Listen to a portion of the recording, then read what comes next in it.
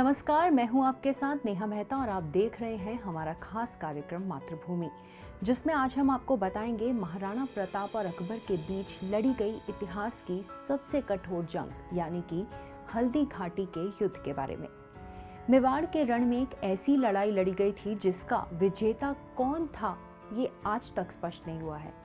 आज से लगभग 450 साल पहले मुगलों और राजपूतों के बीच 1576 में हल्दी घाटी की लड़ाई हुई थी। हल्दी घाटी की लड़ाई 18 जून 1576 को मेवाड़ के राजा महाराणा प्रताप और मुगल सम्राट अकबर की सेना का समर्थन करने वाले घुड़सवार और धुरंधरधारियों के बीच लड़ी गई थी। हल्दी घाटी युद्ध का नेतृत्व मान सिंह प्रथम ने किया था। सालों बीत चुके हैं, लेकिन आज तक यह दावे के साथ नहीं कहा जा सकता है कि यह लड़ाई किसने जीती थी। कथित तौर पर माना जाता है कि मुगल इस लड़ाई में विजेता थे। युद्ध के दौरान जब अकबर और महाराणा प्रताप के बीच तलवारें चली तो यह युद्ध 4 घंटे तक चलता रहा। किसी भी पक्ष ने हार नहीं मानी थी। बहादुरी के साथ अकबर से महाराणा प्रताप युद्ध करते रहे थे।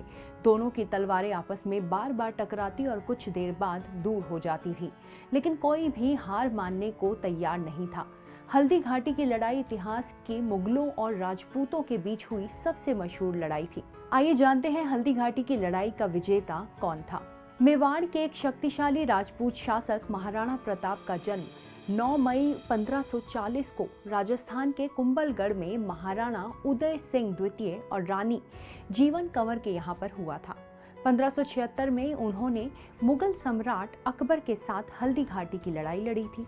यह बहुत बड़ी लड़ाई थी, लेकिन महाराणा ने बड़े साहस के साथ युद्ध को लड़ा था। हालांकि 4 घंटे की लंबी लड़ाई ने इसे इतिहास के पन्नों में दर्ज करवा दिया था, लेकिन यह अभी भी कहीं पर स्पष्ट नहीं है कि किसने इस युद्ध को जीता था। जबकि कुछ का मानना है कि यह युद्ध एक ड्रॉ फॉर्मेट में समाप्त हुआ। कई लोग मानते हैं कि यह अकबर ही था जो एक विजेता के रूप में उभरा। कथित तौर पर यह भी कहा जाता है कि इस युद्ध में मुगल विजेता थे और मेवाड़ियों के बीच महत्वपूर्ण हताहत हुए, लेकिन मुगल महाराणा प्रताप को पकड़ने में विफल रहे। वह अचानक युद्ध से गायब हो गए थे।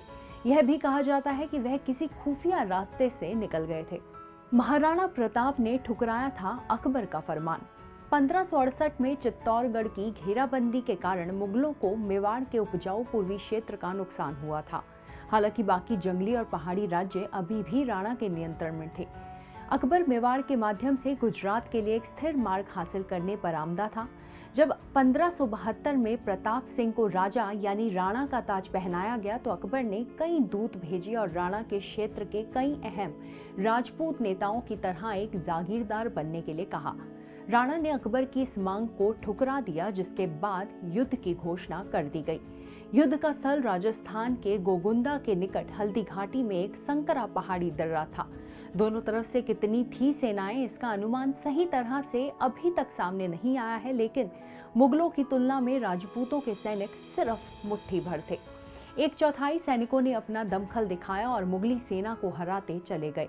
मेवाड़ियों द्वारा प्रारंभिक सफलताओं के बावजूद ज्वार धीरे धीरे उनके खिलाफ होता गया और प्रताप ने खुद को घायल पाया।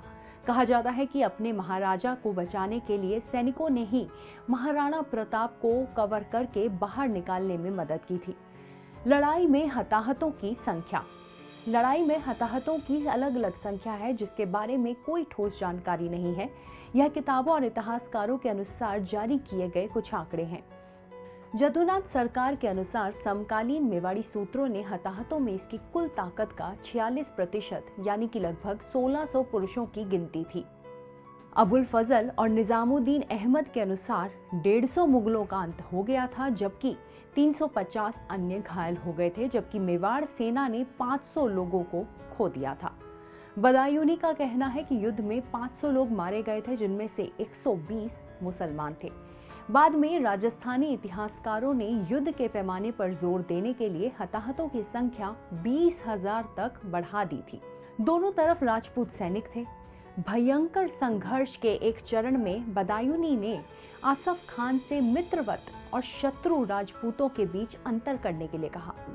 आसफ खान ने उत्तर दिया, आप जिसे चाहे गोली मार दें, जिस तरफ वे मारे जा सकते हैं वह इस्लाम के लिए एक लाभ होगा। के.एस. लाल ने इस उदाहरण का हवाला देते हुए यह अनुमान लगाया कि उनके लिए बड़ी संख्या में हिंदू सैनिक मारे गए थे। आज के इस एपिसोड में इतना ही। अगले एपिसोड में हमारे ही ऐसे देश की एक और गौरवमयी कहानी के साथ हम फिर से हाजिर होंगे। तब तक के लिए धन्यवाद। अगर आप भी लेना चाहते हैं देश दुनिया की तमाम जानकारी तो आज ही सब्सक्राइब करें हमारे चैनल को। साथ ही नीचे दिए बेल आइकन को जरूर दबाएं ताकि हर अपडेट आप तक पहुंच सके।